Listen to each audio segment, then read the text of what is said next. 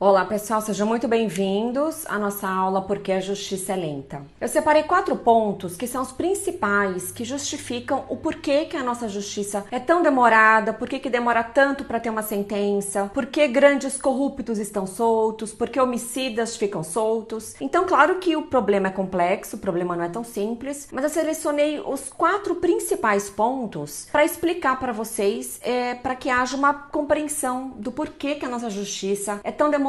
Quais são esses 4 pontos? O primeiro ponto é a existência de 4 instâncias processuais, ou seja, 4 degraus de julgamento. O segundo ponto é o excesso de recursos. O terceiro ponto é a prescrição. E o quarto ponto é o foro privilegiado, né? Que a linguagem jurídica chama foro por prerrogativa de função. Então vamos começar com o primeiro ponto, que é as 4 instâncias processuais. Bem, no Brasil, nós temos 4 degraus de julgamento. Cada degrau é chamado de instância. O primeiro degrau, a primeira instância, quem faz o primeiro julgamento é o juiz de primeiro grau, é o juiz da causa. Quando ele profere uma decisão, essa decisão pode ter um recurso e pode subir para a segunda instância. A segunda instância são basicamente tribunais de justiça e os tribunais regionais federais. A terceira instância, que é o terceiro degrau de julgamento, é o STJ, que é o Superior Tribunal de Justiça. A quarta e última instância é o STF, que é o Supremo Tribunal Federal.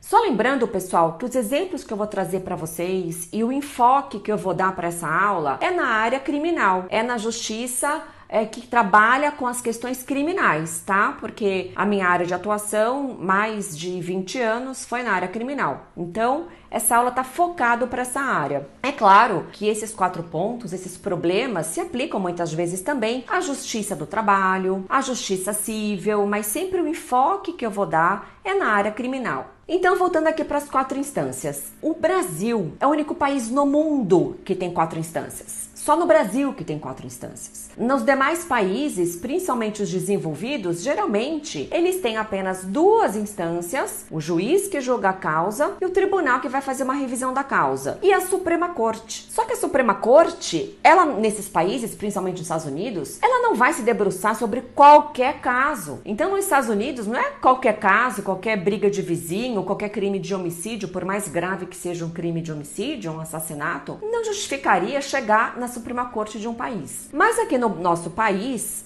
qualquer causa pode chegar no Supremo. E por que isso acontece? Isso acontece basicamente por conta da nossa Constituição. A nossa Constituição, ela veio de um período pós-ditatorial, onde os direitos e garantias fundamentais não eram respeitados, as liberdades não eram plenamente exercidas. Então, a impressão é que dá que os constituintes, eles quiseram trazer uma Constituição completamente livre, com muitos direitos, tem mais direitos do que deveres, na verdade, né?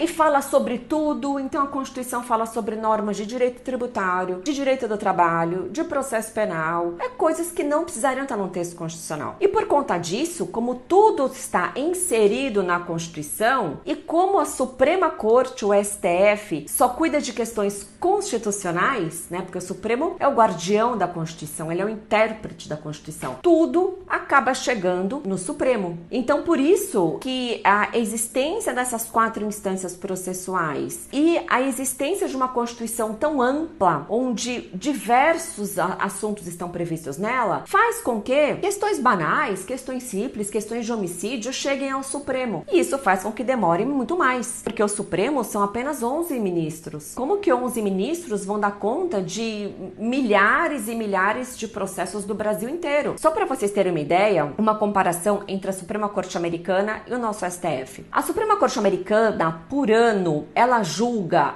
aproximadamente 100 casos, tá? Ela tem 100 casos para serem julgados por ano. Sabe quantos casos tem aqui no nosso Supremo? Também são 100 casos, só que são 100 mil casos. Então, como que o nosso Supremo, com apenas 11 ministros, vai dar conta de 100 mil casos? Não dá conta, evidentemente que não dá conta. É por isso que os processos demoram demais e demora muito quando chega no Supremo até ter uma decisão. Para ilustrar bem essa questão, eu selecionei aqui 4 exemplos para vocês verem que questões simples, que nem deveriam chegar no Supremo, chegam no Supremo. Em 2014, chegou um crime de roubo no Supremo. Primeiro, eu já acho que crimes comuns de roubo, homicídio, estelionato nem deveriam chegar no Supremo. Qual que é a relação com questões constitucionais? O direito à vida está na Constituição, o direito à propriedade está na Constituição. Sim, está, todos os direitos possíveis e inimagináveis estão na Constituição. Mas enfim, essa é a minha opinião. Chegou um crime de roubo no Supremo em 2014. Sabe qual era o roubo? Foram roubadas 2 galinhas. Isso mesmo, 2 galinhas foram roubadas. E essa questão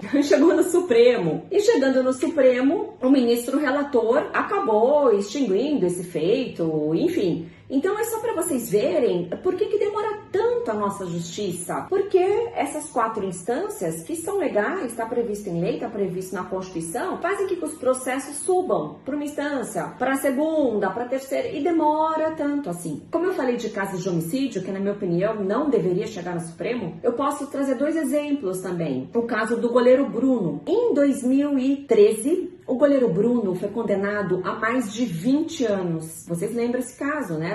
Ele foi condenado por ter mandado matarem a ex-namorada dele, né? A mãe do filho dele. Então, em 2013, ele foi condenado a mais de 20 anos. E em 2017, o Supremo concedeu a liberdade para o goleiro Bruno. Ele estava condenado, não tinha ainda transitado em julgado a condenação, né? O que é isso, pessoal? O que é trânsito em julgado? A gente fala trânsito em julgado quando não cabe mais recurso, ou seja, a última instância já se manifestou, não tem mais como as partes recorrerem. O caso do goleiro Bruno ainda não transitou em julgado, há a possibilidade de interpor recursos, né? Porque outro ponto é o excesso de recursos, que a gente vai falar sobre isso.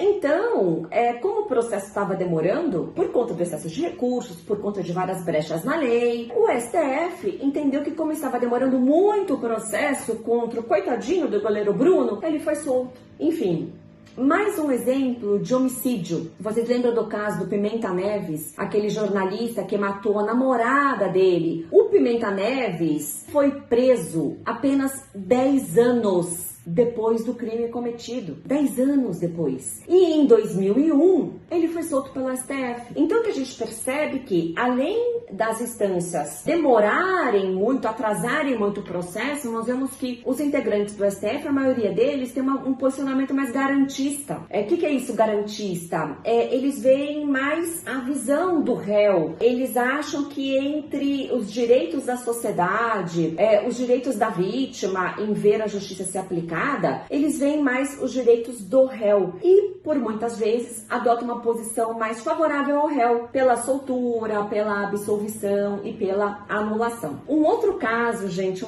olha isso, gente. Em 2017, sabe que causa que chegou no Supremo? O Supremo decidiu quem ia ser o campeão brasileiro de futebol do ano de 87. Essa questão chegou no Supremo e o Supremo fez uma sessão e votou sobre isso. E o Supremo entendeu que o campeão brasileiro de futebol de 87 seria o esporte. Tem cabimento isso, gente? Chegar à questão de futebol. Então, a existência de 4 instâncias atrasa demais os processos e é um dos pontos que justifica o porquê que a justiça é lenta.